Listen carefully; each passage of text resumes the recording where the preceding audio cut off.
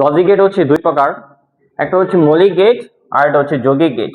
তো মৌলিক গেটকে আবার তিন ভাগে ভাগ করা হয়েছে, or gate, and gate, not gate. যৌগিক গেটকে আবার দুই ভাগে ভাগ করা হয়েছে, সর্বজনীন গেট, বিশেষ গেট। সর্বজনীন গেটকে আবার দুই ভাগে ভাগ করা হয়েছে, নর গেট, ন্যান্ড গেট, এবং বিশেষ গেটকে হচ্ছে এক্স অর গেট এবং এক্স নর গেট। ঠিক আছে, এখন এইখানে যে মৌলিক তিনটা গেট আছে, এই তিনটা গেট যদি আমরা ভালো করে জানি, তাহলে এই তিনটা গেট ভালো করে পারলে বাকি গেটগুলা এমনিতেই আমরা পারবো। ঠিক আছে, তো প্রথমে আমরা মৌলিক গেট যে তিনটা আছে এই তিনটা দেখি। তো প্রথমে হচ্ছে অর গেট। অর গেট হচ্ছে কিসের কাজ করে? যুগের কাজ করে। তো অর গেটের যে চিত্রটা,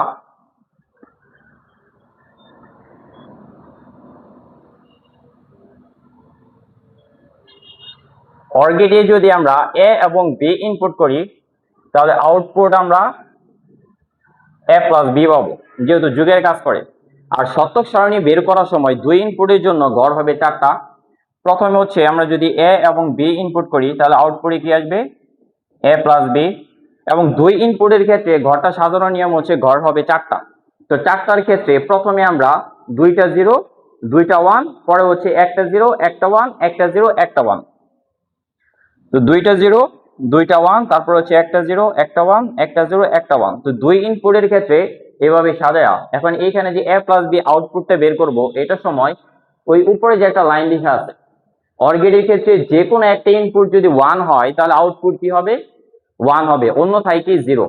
এখন এর মধ্যে কি আছে? জিরো। বির মধ্যেও কি আছে? জিরো। এইখানে কোনো ওয়ান নাই বিধায় এখানে কি হবে? জিরো। দ্বিতীয় ইনপুটের মধ্যে এর মধ্যে আছে জিরো, বির মধ্যে কি আছে? ওয়ান, এখানে হবে কি? ওয়ান।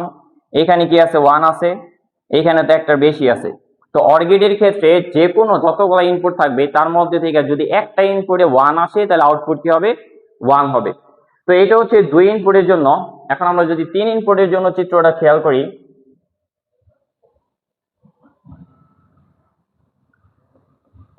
এ বি সি, আমরা যদি তিনটে ইনপুট দেই তাহলে আউটপুটে কি আসবে?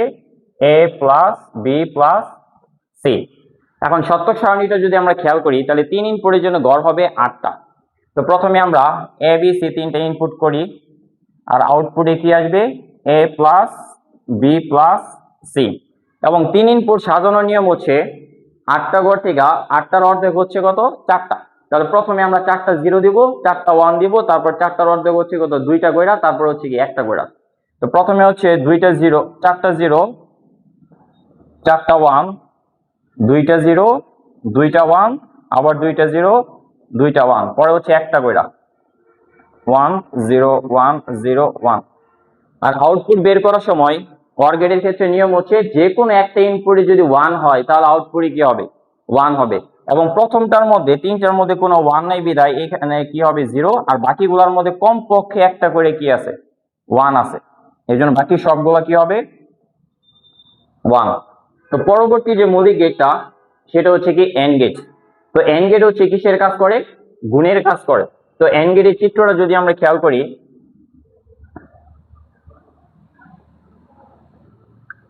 আমরা যদি এ এবং বি ইনপুট করি তাহলে আউটপুটে কি আসবে? এ বি, গণ অবস্থায় আছে। এবং শতক সারণী হচ্ছে আগের মতোই সাজানো নিয়ম, এ এবং বি যদি ইনপুট করি তাহলে আউটপুট কি আসবে? A B. তো প্রথমে দুইটা জিরো, দুইটা ওয়ান, একটা জিরো, একটা ওয়ান, একটা জিরো, একটা ওয়ান। আর আউটপুট বের করার সময় ওই উপরে যে একটা লাইন লিখে দিচ্ছি, যে কোনো একটা ইনপুট যদি জিরো হয় তাহলে আউটপুটে কি হবে? জিরো হবে।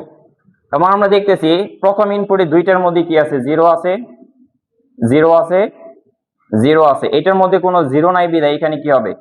ওয়ান হবে। অর্থাৎ এন্ড গেটের মধ্যে আমরা শুধু ইনপুটে কি জিরো খুঁজবো, আর অর গেটের ক্ষেত্রে কি ওয়ান খুঁজবো। তো তিন ইনপুটের ক্ষেত্রে চিত্রটা যদি খেয়াল করি, একটা ইনপুট যদি বাড়াই এ বি সি তাহলে আউটপুটে কি আসবে?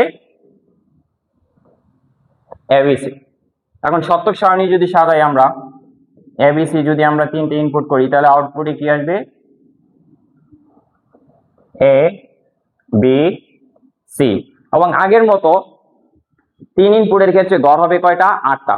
তো সাধারণ নিয়ম হচ্ছে প্রথমে চারটা আমরা কি দিব? জিরো। চারটা হচ্ছে কি? ওয়ান। চারটার অর্ধেক হচ্ছে দুইটা জিরো, দুইটা ওয়ান, দুইটা জিরো, দুইটা ওয়ান। এবং চারটার অর্ধেক হচ্ছে কত? একটা একটা জিরো একটা ওয়ান একটা জিরো একটা ওয়ান।